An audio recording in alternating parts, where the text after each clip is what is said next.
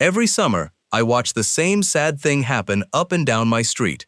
Gardens that looked like a postcard in May turn tired, crispy, and colorless by the second week of July. The roses take a break, the spring bulbs are long gone, and folks quietly give up until fall. But if you walked past my fence this week, you'd see beds so full of bloom that neighbors slow their cars down to look. And here's the part that matters for you and me. Not one of those plants demands daily fussing, constant watering, or getting down on hands and knees every morning. I'm going to walk you through 15 perennials, counting down from number 15 all the way to my number 1, that hit their stride exactly when everything else is fading.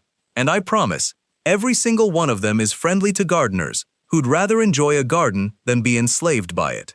My name is John Sam, and this channel, Seniors Gardening Advice, exists for one reason: to help folks in their golden years garden smarter, not harder. I've been putting plants in the ground for over 40 years, and the older I get, the more I appreciate plants that pull their own weight. If that sounds like your kind of gardening, do me a small favor and tap that subscribe button before we get going, so you never miss one of these countdowns. It costs you nothing, and it tells me you want more of this. Before we start the countdown, let me hand you a few pieces of general wisdom that apply to nearly every plant on this list, so I don't have to repeat myself 15 times. The ground rules that make all 15 work first. Drainage. Almost every summer bloomer I'm about to show you despises wet feet. If your soil holds water like a sponge after rain, work in some compost and coarse grit before planting, or build your beds up a few inches. A plant sitting in soggy ground through winter will rot at the crown, and you'll blame the plant when the real culprit was the soil. Second, sunshine. July performers are, by and large, sun worshippers. 6 hours or more of direct light is the sweet spot for nearly everything on this countdown.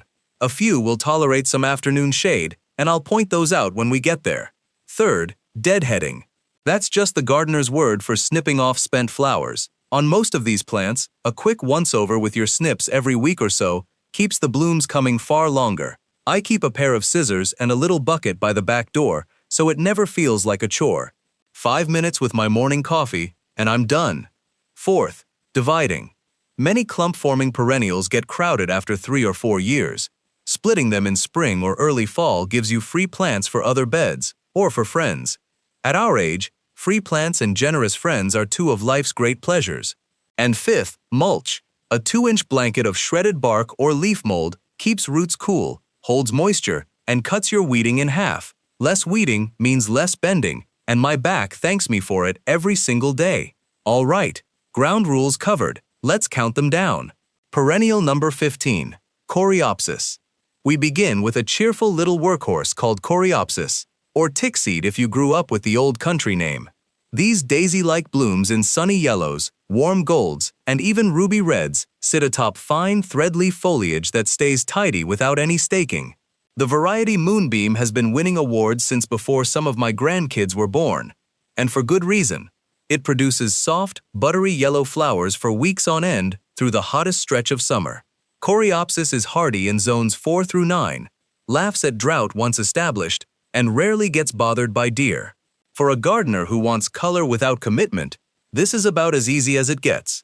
Give it a light shearing when the first flush winds down, and it'll reward you with a second act in late summer.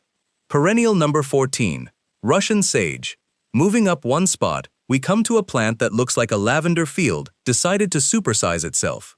Russian sage sends up airy, silvery stems clouded with tiny violet-blue flowers from midsummer well into autumn. It's hardy in zones 4 through 9, and I'm telling you, this plant thrives on neglect. Poor soil, blazing heat, weeks without rain. Russian sage shrugs it all off. The silvery foliage is aromatic, which means deer and rabbits leave it completely alone. Newer varieties like denim and lace stay a compact 3 feet, so they won't flop over your walkway the way the old-fashioned types sometimes did. The only care it asks is one hard cutback in early spring, down to about 8 inches, one task per year. That's my kind of arithmetic. Perennial number 13, balloon flower now. For a plant that earns its keep on entertainment value alone.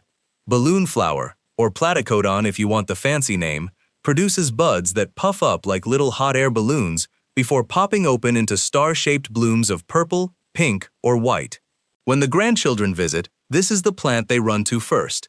It blooms generously through July, deadheads with a simple pinch of the fingers, and comes back reliably in zones 3 through 8.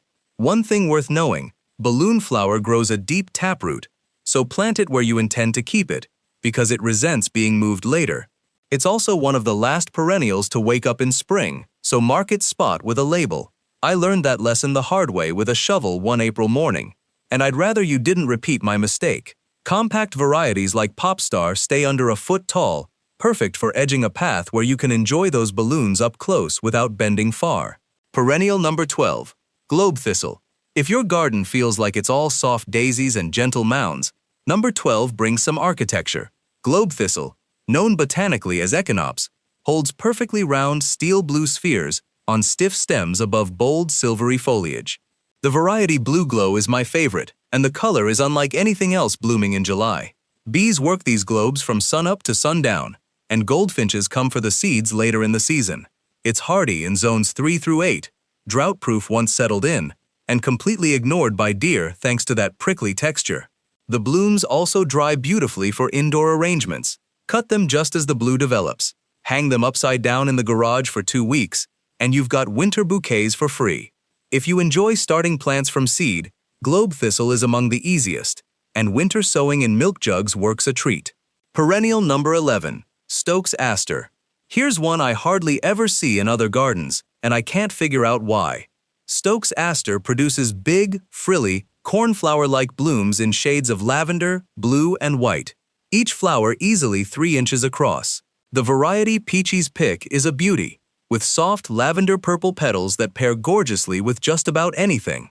It's hardy in zones 5 through 9, blooms for weeks in July, and if you keep up with deadheading, you'll see scattered flowers into September. It prefers full sun but forgives a bit of afternoon shade in hotter regions, which makes it flexible for those tricky spots near a fence or the east side of the house. Pollinators adore it. If your local nursery carries it, grab a couple before the word gets out. Perennial number 10. Culver's Root. Cracking into the top 10, we've got a native plant with real presence.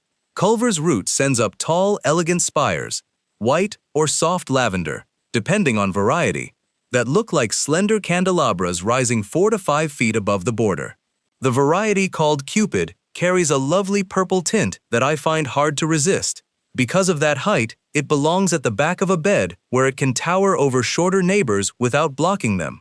Being a North American native, it feeds a small army of bees, and on a warm July afternoon, those spires literally hum. It's hardy in zones 3 through 8, and, unlike some tall perennials, those sturdy stems stand upright through summer thunderstorms without staking. Fewer stakes, fewer chores, more time in the shade with a glass of iced tea. If you grow this one already, I'd love to hear how tall yours gets.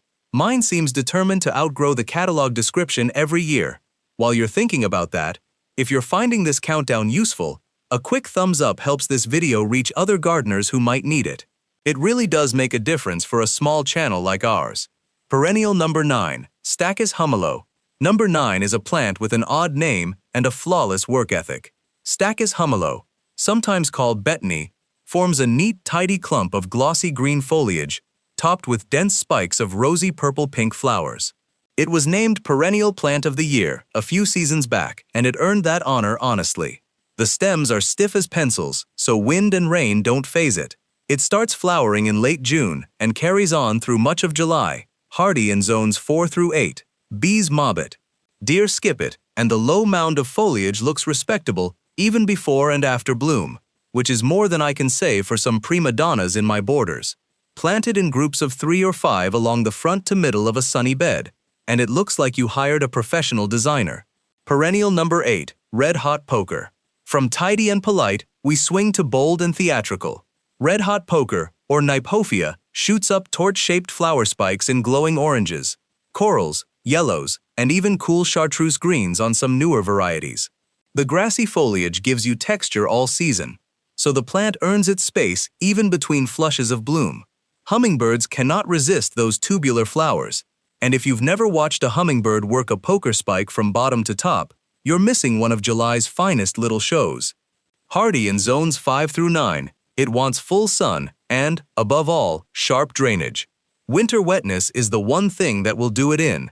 Each flowering cycle lasts around a month, and removing spent torches encourages fresh ones. For gardeners who feel their beds look a bit flat, this plant adds an exclamation point. Perennial number 7, Bee Balm, lucky number 7, is a native beauty your grandmother probably grew. Bee Balm, or Monarda. Those shaggy, firework-shaped blooms in scarlet, pink, and violet are absolute magnets for hummingbirds, butterflies, and, as the name promises, bees of every stripe. The foliage smells like Earl Grey tea when you brush past it, because this is the very plant that flavors that famous cup. It's hardy in zones 4 through 9 and blooms right through the heart of July. One honest caution: older varieties can get powdery mildew, that white dusty coating on leaves, especially in crowded, airless corners. The fix is simple. Choose modern resistant varieties like Jacob Klein or the Sugar Buzz series. Give plants some elbow room and water at the base rather than overhead. Do that, and Bee Balm will be one of the most joyful things you grow. Perennial number 6, Garden Phlox number 6 brings the fragrance. Tall garden phlox produces big, rounded heads of sweetly scented flowers in white, pink, magenta, lavender, and bicolors, standing 2 to 4 feet tall. On a warm July evening, the perfume drifts across the yard, and honestly, that alone justifies the space it takes. It's hardy in zones 4 through 8 and blooms for a good 6 weeks if you deadhead the spent trusses. Like Bee Balm, older phlox varieties could suffer mildew, but breeders have solved that problem.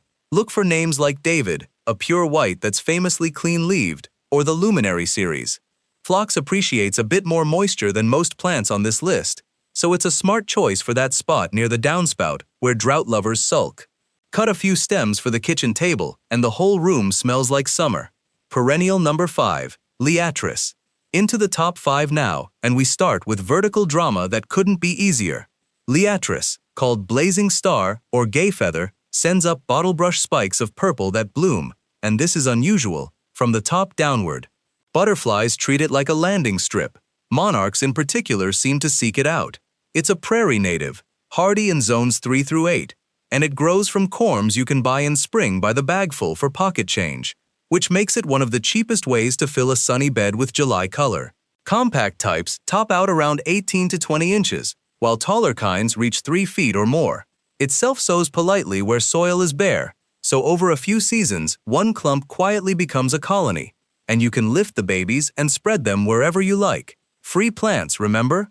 One of life's great pleasures. Perennial number 4, Yarrow. Just missing the podium at number 4 is Yarrow, and some summers I think it deserves the crown. Yarrow gives you flat-topped clusters of tiny blooms held over soft, ferny foliage. And here's the magic.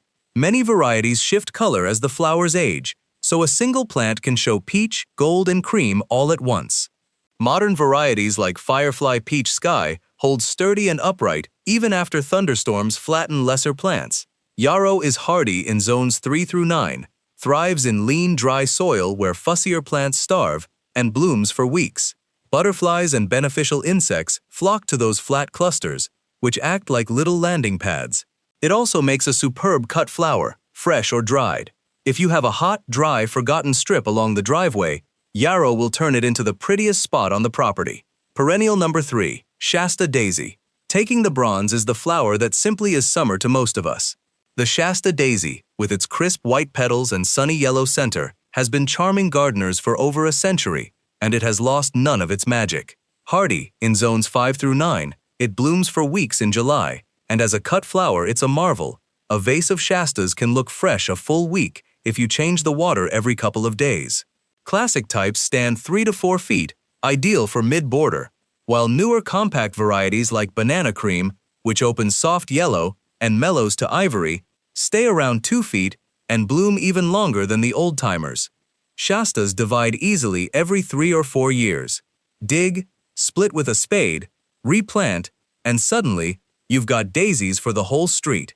They also self-sow where soil is open, so a small investment multiplies year after year. If you've got a favorite daisy memory, maybe a childhood garden, maybe a wedding bouquet, I'd enjoy reading about it down in the comments. Those stories are half the reason I make these videos. Perennial number 2, Daylily runner-up on this countdown, is the plant I recommend more than any other to folks just easing into gardening. or easing back into it after a few years away. The daylily.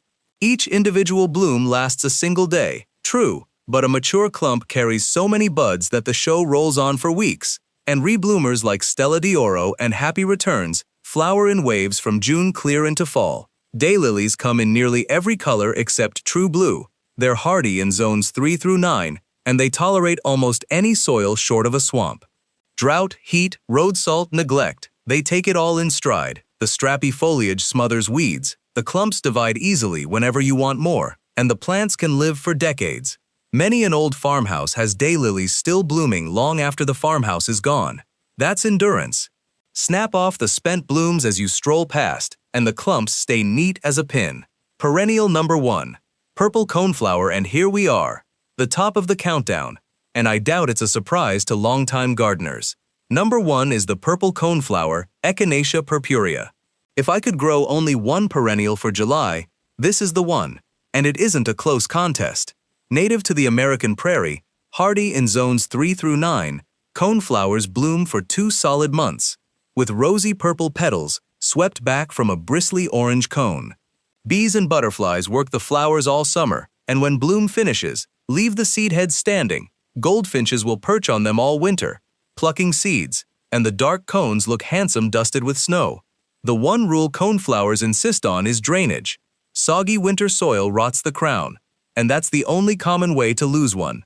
Give them sun and dry feet, and they self-sow generously wherever bare ground allows, so a trio planted this year becomes a drift in 3. Deer generally pass them by, though rabbits may nibble low buds. A spritz of repellent settles that argument. Breeders have added whites, corals, and sunset shades, but the straight native species remains the toughest and most reliable of them all. Dependable, beautiful, generous, and undemanding. That's a champion in my book. Putting it all together. So that's the countdown, from Coreopsis at 15 to the coneflower at number 1.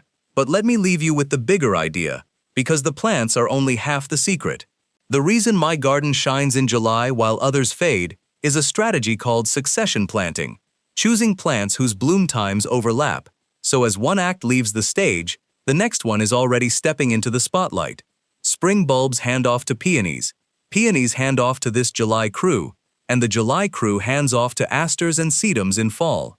The simplest way to build this is to visit your nursery once a month instead of only in spring. Whatever looks good at the nursery in July will look good in your garden every July afterward. Buy in bloom, plant in odd-numbered groups of 3 or 5, water them in well their first season, and let them establish.